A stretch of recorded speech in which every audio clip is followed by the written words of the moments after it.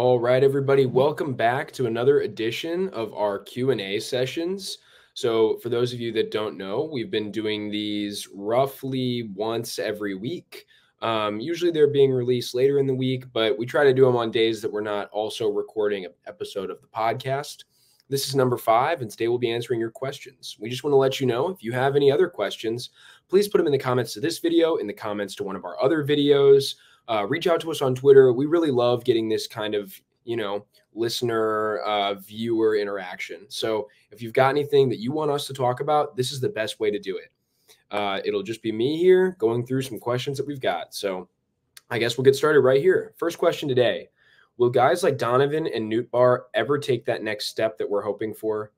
This is a really hard question. I want to say yes. I really do believe in Donovan and Nootbaar. I really do believe in Gorman and Walker. I think all those guys get lumped together in what we consider like the young bats, right? That's what we've called them for several years now. That group includes Donovan, Nootbaar, Walker, Gorman, I suppose Sajazi, Burleson, Wynn. So there's quite a few in there. And you can make an argument for some other guys like a Lucan Baker type or something like that. The first thing to say is like, yes, some of them will. Mason Wynn already has taken that next step. I would say Mason Wynn is, like, for the future of this club, the most exciting player on the field right now. Alec Burleson took that step this year. He's had a really good season. He's not as good as he was before the All-Star break. Like, he was scorching for a while there. But at least against right-handed pitching, he's been fantastic. If you can find a way to get him out of there against lefties as often as possible, that's awesome. You need some of these other guys to turn it on now. So, yeah, I would say, like, you hope they will. Nootbaar and Donovan, it's tough to say that Donovan hasn't. Donovan's been a really productive player throughout his big league career. I don't think people understand just how good he's been and just how good his rookie year was. It was always going to be difficult for them to follow that up. I'm going to pull up some numbers here really quickly on Brendan Donovan. Sorry, my Wi-Fi is a little slow. But his rookie season, he was, 124 OPS plus. He was 24% above league average. He had a 773 OPS. He got on base at a 394 clip across 126 games. That's legit. There's a reason he finished top 3 in Rookie of the Year voting, and he won a Gold Glove. So a step up from that is all-star or, down ballot MVP production. And I'm not sure Brendan Donovan's that type of player. I don't think the power is there for that. But his power has ticked up in recent years, especially last year, where Donovan was on pace to hit something like 17 or 18 home runs. He hasn't been quite the same hitter this year, and you hope he can rebound for next year. I think there is just kind of a club-wide offensive problem this year. It feels contagious to an extent. So maybe that's holding him back a little bit. Maybe next year shaking some stuff off will be really helpful. But there's a lot to like about Donovan. I'm not sure he becomes like an MVP candidate. As for Nootbaar, Lars is frustrating. For years, the problem has been he can't stay on the field. And that was the problem for the beginning of this year. But now this year, there's kind of a performance issue that we haven't really seen in the past, right? So Nootbaar in 2022, similar to Donovan, had a 124 OPS plus. He was legit. Great hitter. And he had power. Nootbaar was on pace for 25 home runs that year if he'd played a full schedule. Last year, he wasn't quite as good, but he was still really good. And he registered a career high on base percentage of 367, which is elite. Like Nootbaar was getting on base. He was taking his walks. And that's what you love about Nootbaar. But this year he's kind of been burned by that. He's got a 95 OPS plus. His on base percentage has dropped 40 points. His slugging percentage is down 40 points. So really just down across the board. You hope that's just bad luck because that's how it seems. Baseball Savant has loved Nootbaar since he came up and it still loves him. So that could be true. Like he could just be having a bad season, bad luck. But it's hard to say. So to answer the full question, it's hard to say. Like I can't just say, yes, they will. I can say I think they will. And I think some of them will. Not all of them will. Some guys will flame out.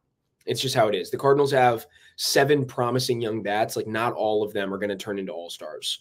But you sure hope more than Mason Wynn will. Okay, next up here. Do you see it as possible that they offer to let Liberatore become a starting pitcher for real this time? Possibly spend 1 to 2 months in Memphis to get where he needs to be and be in our starting lineup.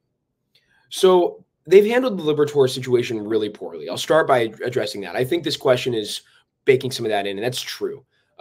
especially this year where it's like, oh, he's in the bullpen. No, he's in the rotation. No, he's in the bullpen. But in the past, they've been pretty firm with what they want Liberatore to be. Let me pull this up here. It's not like Liberatore was initially brought up as a reliever, right? They brought Liberatore up in 2022, and the results are really bad.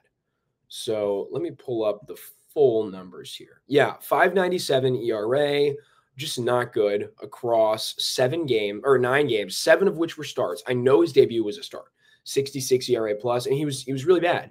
Last year it was better, went down to 5.25 in a better offensive environment. So his ERA plus jumped to 85, but that's still significantly below average. Among things to monitor there, strikeout rate was really low, just like it was the year before. The walk rate was still high. It was, a little bit lower than the 4.7 he registered in 2022. He was also giving up a lot of home runs still, over a hit per inning, which led to a whip, walks, hits over innings pitched, which is about how many base runners you allow per inning, of 1.5, which is better than the 1.7 he registered as a rookie. You could say he had some bad luck. His FIP was almost a full run lower, fielding independent pitching. So that's how you pitch with a sort of league average defense, neutral defense behind you, was much better. It was actually above average at 4.28. So maybe there's something to be said about that. But the Cardinals over those 2 years were pretty firm about what they wanted him to be. Like they weren't throwing him into the bullpen a ton. Last year, they started to use him in relief at the end of the season, and it started to work, and that's why the numbers got better. This year, they've used him primarily in relief. He's appeared in almost 50 games. He'll probably break 60 games, which is awesome. Career high, 73 innings already at the big league level. Wouldn't be shocked to see him get into the 85 range, which is excellent. And 4.19 ERA, 3.85 FIP. He's been an above average pitcher. Let me pull up the splits here, but like he's a really good reliever. And I think that's what the Cardinals are starting to figure out. He's been worth 0.5 WAR this year. So he's still worth negative for his career, but like he's actually been good. He's actually been an above average player. He's been valuable. And I think to the Cardinals, that really matters. Look at the second half here where he's been more likely to be a reliever. It's just better. His whip is down to 1.1, much better than it was before. The strikeout rate is up to 10.7 per 9. When they're using him primarily as a reliever, things are better. Now, he's had flashes of brilliance. I think everyone remembers the legendary Tampa start he had last year where he went 8 scoreless and really looked like himself. But the problem for him is maintaining that velocity. Liberatore's got good tools. He's a left-hander. He can throw from the left side at 98 miles an hour, but he does that for an inning or two, and then it dips to 94 and then 92. And at 92, Liberatore's really hittable. His curve doesn't play as well off that. He's not able to throw his slider. And when his velocity starts to go down, he just gets less polished overall. He's less sharp. He misses over the heart of the plate more. He doesn't land his pitches for strikes as often. It's just not good. So I tend to think that the Cardinals are probably more interested in him as a reliever at this point. They've given him opportunities too. It's not like last year he didn't start in Memphis and he was dominant in Memphis. And then he came up and he just didn't have the juice to get it done at the big league level. He's not striking guys out at the big leagues. He's not maintaining his velocity. Now, he could come back in spring training and say, hey, I want to be a starter. And the Cardinals could say, well, have you stretched out? Like what's going on here? And maybe they'll stretch him out. I can't say they won't. Liberatore is a tantalizing talent. There's a reason people were so high on him. There's a reason the prospect pedigree is legit. There's a reason that for years, nobody talked about Andre Pallante, who's now having a lot of success at the big league level, and everybody talked about Liberatore. Pallante was seen as a reliever type. I know he was a starter at the lower minors, but the Cardinals definitely viewed him as a reliever, whereas they viewed Liberatore as a potential frontline starter. Now, though, Pallante has the lowest rotation of anybody in the lowest ERA of anybody in the rotation, and I'd be shocked if he's not part of the rotation next year. So with him and then some of these other guys coming up, I think it's fair to wonder whether Liberatore gets a chance. I don't think he'll be a starter next year. I think he's going to be the lefty out of the bullpen, and I think that's going to work. I think he's been really good as a reliever this year. He's got an ERA under 4 as a reliever. He's got a strikeout rate that's much higher. He just gets guys out. He's valuable. And he's a guy that can put some volume on because he started in the past. 73 innings out of reliever is fantastic. And I know that's baking in a couple of starts. So maybe he's a guy that gets some spot starts, and he's had good spot starts this year. He's had a couple. So, all right, next question here. Can you show us what some trade might look like for Matz, Mikolas, Arenado, just so we get expectations right? Okay, so all three of these guys are different cases. So let's just go in order of how they're listed. Steven Matz. Steven Matz is going to be really hard to trade, although not as hard to trade as the other two. And here's why. He's got 1 year left on his deal at $11 million. And when you think about what other reclamation projects, such as Frankie Montas or Walker Buehler is going to be a similar thing on the market this year, like what they get when they reach free agency. Luis Severino is a great example. These guys who have success in the past, hit the market, 1 year prove-it deal. That's exactly what Matz is basically signed for. 1 year, $11 million. Okay. It's not like you're trying to trade 3 years of $33 million for Steven Matz. And it's not like he's a high paid player either. The Cardinals got him for well below market value. And when he's on the field, he's valuable. Steven Matz this year was really bad. He always starts slow. But Steven Matz, over his first 3 years in St. Louis, or his first 2 years in his last year in Toronto, had a FIP of like 3.76, 3.75, 3.74. Very consistent, very solid when he's actually on the field. For a while last year, for like 6 weeks, best pitcher in our rotation. If you can get a guy who's a potential number 3 with good strikeout stuff, not necessarily going to walk the house, if you can get that guy for $11 million, you do it. Teams do that all the time. Look what Lance Lynn got last year. Look what Kyle Gibson got. Those guys got just as much, if not more money than Steven Matz is owed next year. So I think the Cardinals can trade him. I'm not sure they get a big prospect back. Maybe if they pay down some of the contract, they could buy a prospect, a la Scherzer, Luis Angel, Acuna type deal with the Rangers and Mets. Although the Cardinals aren't going to buy prospects. They're not going to pay down. And there's not enough salary there to pay down to buy like a legit top 100 prospect. I just can't see it happening. So I don't know. I think they will be able to trade Matz if they really want to this offseason. Next year is Miles Mikolas. I'm not sure they'll be able to trade Miles Mikolas. He's owed another, I want to say $18 million next year. I know he was signed to that extension last year. Let me double check the figures here. Yeah, so he's signed through 2025. So that's next year. And it's a $55 million total contract. So it's roughly $18 million. It's a lot of money. I really can't see the Cardinals being able to offload him. Although I will say, I don't think Miles Mikolas has been nearly as bad as people suggest. I actually think when you really like sit here and think about how he's been very viable. He's got a lot of quality starts for the team, especially in the second half. So let me pull up some of these numbers really, really quickly here. I know I've kind of been on this train all season of like the Miles Mikolas isn't that bad train, but I think it's fair to say his starts in August, right? He had a tough start at the beginning of August, 4 innings, 4 runs, 4 innings, 5 runs after that. Okay, fine. He was bad in August. But before that, he was pitching pretty well. And he does lead the team in quality starts. He also has thrown a lot of innings. He's already at 149 innings. I expect him to get into the 170s range, if not higher, with a whole month left to play. His FIP this year is 4.17, which is actually like fairly solid. He hasn't allowed as many homers as he allowed last year. It's not like Lance Lynn out there serving up meatballs. And he's been burned by just bad starts. Like, he's like Lance Lynn. There are times that he's unplayable, but at least he guts it out. Miles Mikolas hasn't pitched less than 4 innings all year. That's really helpful. You have a guy who definitely gets you to the 5th. Since May 12th, when Miles Mikolas fired a quality start and got the Cardinals back into the winning side of things, he's been outstanding. He's got a 3.94 FIP, lots of quality starts in here, over 100 innings pitched in 20 games. So he's averaging almost 6 innings per start since then. It's not like the Cardinals can't have this guy in their rotation. He's a fine number 5. And look, he's had a bad year. Like, he's had bad luck.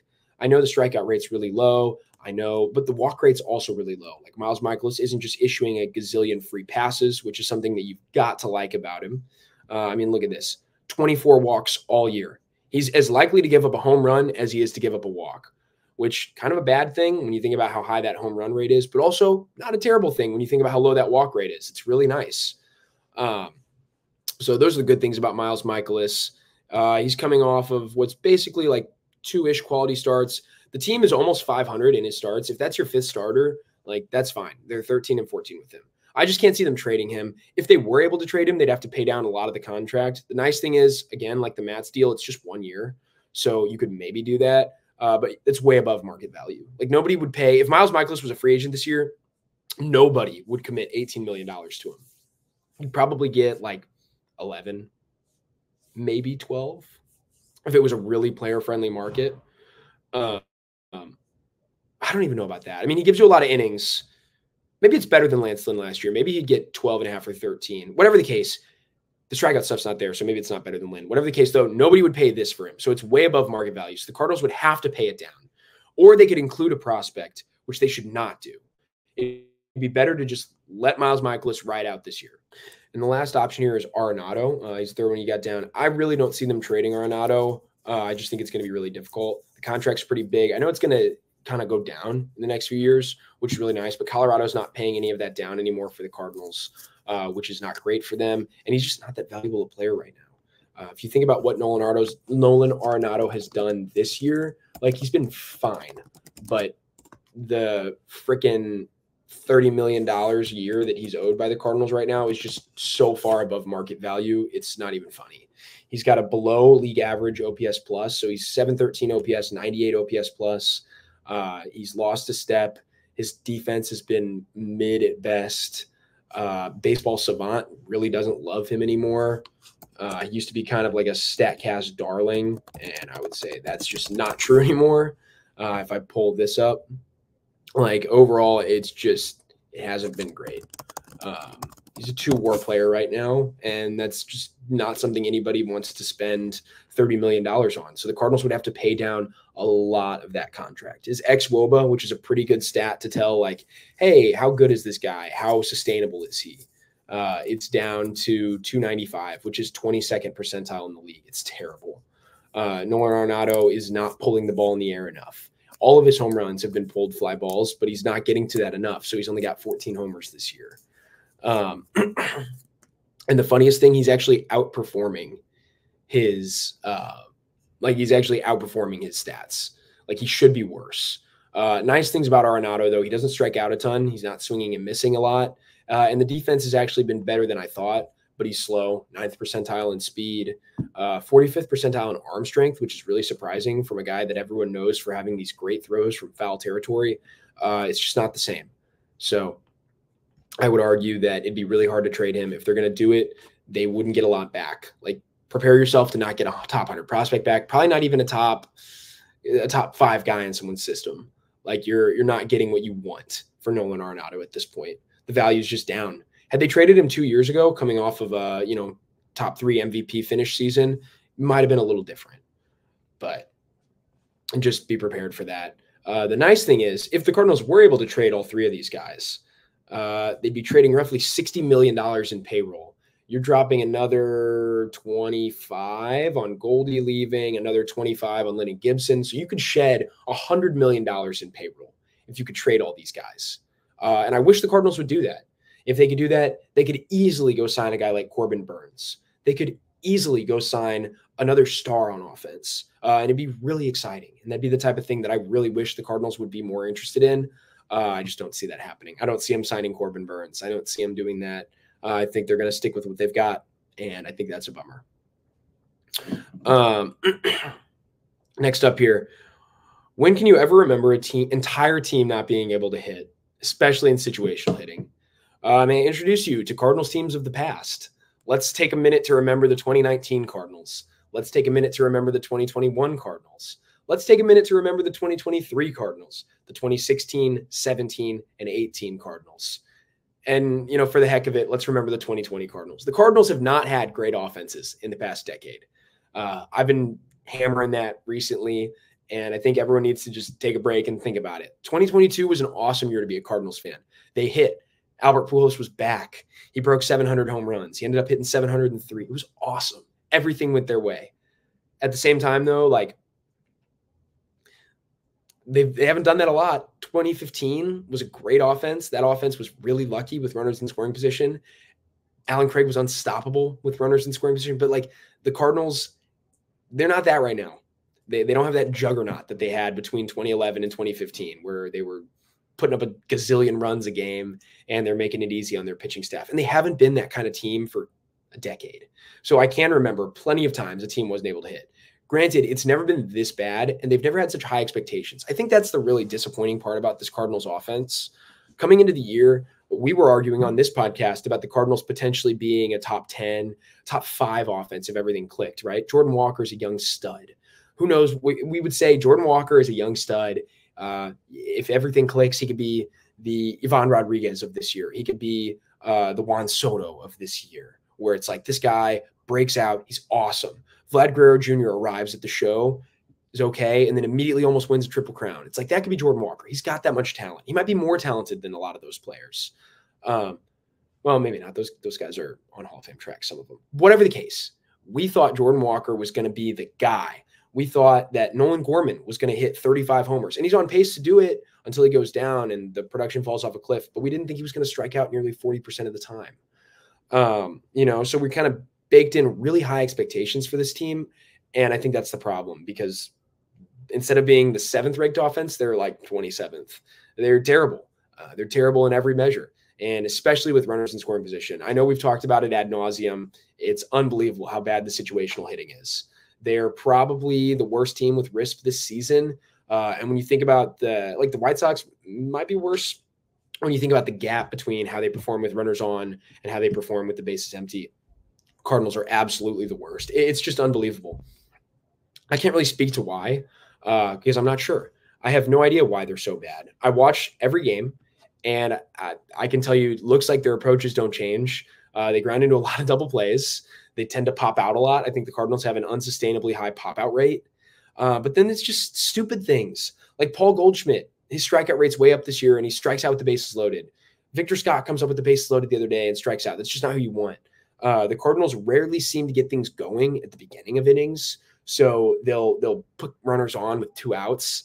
Like an average Cardinal inning, I feel, goes like this. The Cardinals, the first guy grounds out to second base. Second guy lines out sharply to left field. And you're like, man, that could have been extra bases. Third guy squeaks a single through the left side. Fourth guy draws a walk. So now you're looking at 2 on, 2 out. And then someone comes up and strikes out looking, pitch right down the middle. Let's say Pham strikes out looking at a pitch right down the middle. Like that's what you get. And so, I mean, yeah, there's the runners in scoring position problem, but there's also the fact that they're not getting anything going until it's already too late. So it's just frustrating. So yeah, I mean, I can say this is the most frustrated I've ever been with the offense. What really sucks, and what I'll come back to over and over and over again, is the fact that in 2023, the Cardinals had the talent to get it done. Or 2024, not 2023. 2023, there were a lot of other issues. But in 2024, they had the talent to get it done. Wilson Contreras, Paul Goldschmidt, Nolan Arenado. Those guys are legit bats if they're at their best. They're just not. Jordan Walker, Brendan Donovan, Nolan Gorman, Lars Nootbaar, Ivan Herrera, Mason Wynn, Lucan Baker even. Like, these guys are exciting players. Lars Nootbaar, these guys are good players. They're talented. The Cardinals have the juice to have a top 5 or 6 offense in all of baseball. If everything clicked, you're looking at one of the best units in the league. The pitching was supposed to be awful, and it's been good enough. It has been good enough for this team to be a postseason team. It's been good enough for them to win the division, even with how the Brewers have overperformed.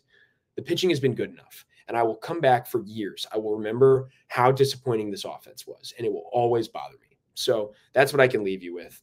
I can't think of a time it's been this bad. You're right. It is the worst it's been, although it's been bad in the past too.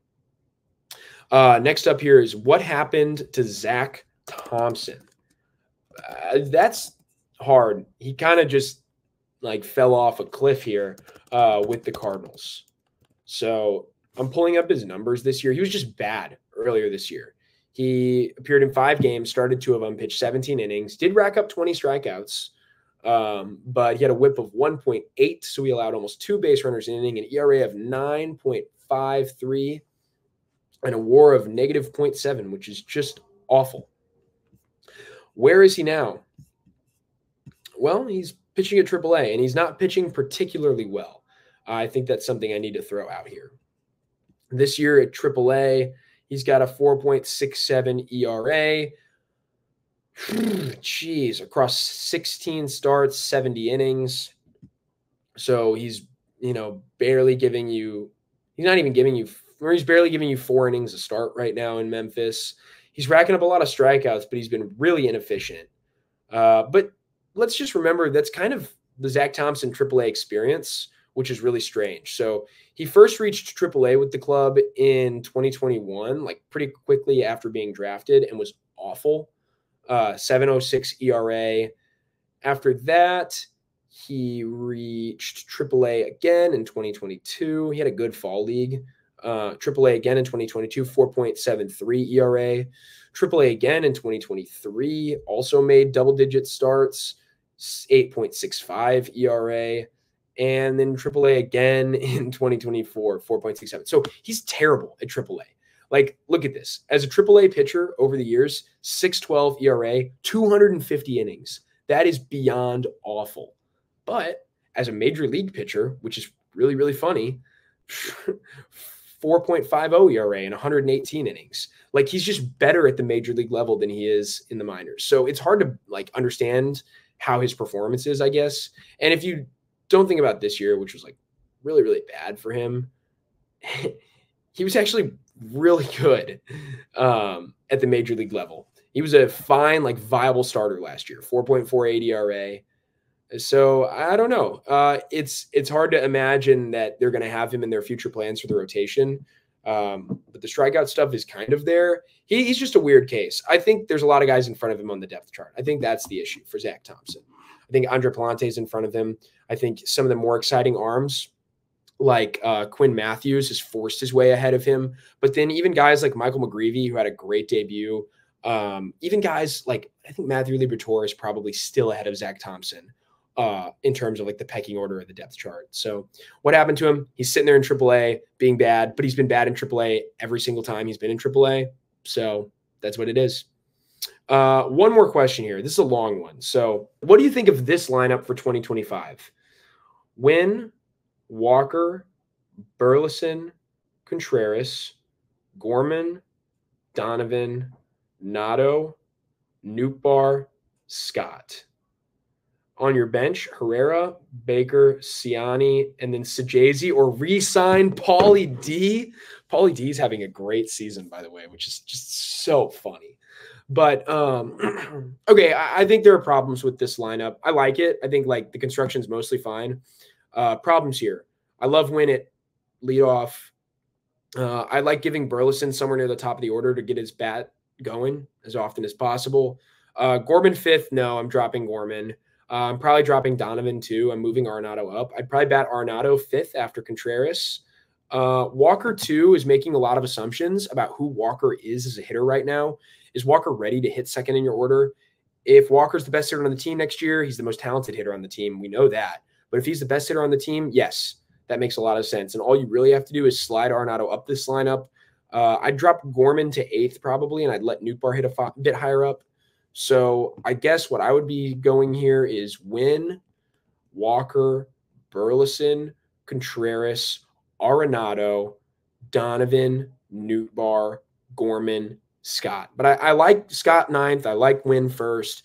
I really hope Scott gets it going. And then on the bench, I love this. I love having Herrera, Baker, Ciani, and Sajazi up. That'd be a lot of fun. This team would have a lot of youth.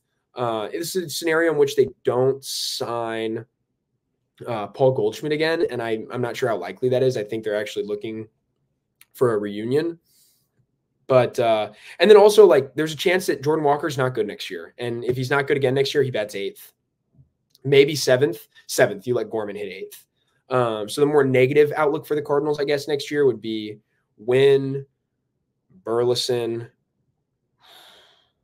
Arenado at third, Contreras, or Donovan at three potentially, with then Contreras at four, Arenado at five, Nootbaar, Walker, Gorman, Scott. But I don't think Gorman's hitting fifth next year. I think Gorman's hitting eighth.